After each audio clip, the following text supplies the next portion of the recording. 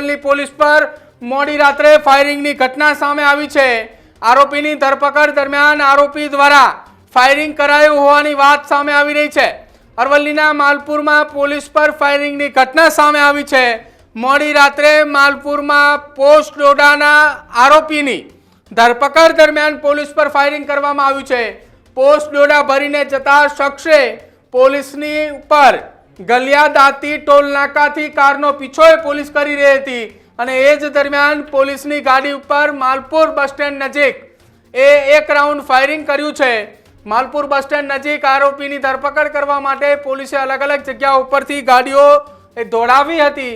એ દરમિયાન પોલીસની ગાડી ઉપર એક રાઉન્ડ ફાયરિંગ કરવામાં આવ્યું છે। પોલીસે આરોપી પાસેથી 13 લાખ રૂપિયાના 450 કિલો જેટલો પોસ્ટ ડોડો ઝડપ્યો છે। જો કે સાથે જ માદક પદાર્થ, એક રિવોલ્વર અને એક જીવતો કારતૂસ પણ પોલીસે આખી આ ઘટનાની અંદર કબજે કર્યો છે।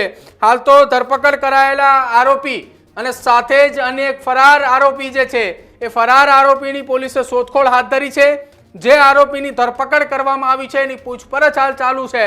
ચાલુ પૂછપરછ દરમિયાન આ પોસ્ટ ડોડો ક્યાંથી લાવ્યો હતો, કઈ જગ્યાએ આપવાનો હતો, એ લઈને આખી ઘટનાને લઈ મહત્વપૂર્ણ ખુલાસાઓ થાય તો કદાચ નવાય નહીં।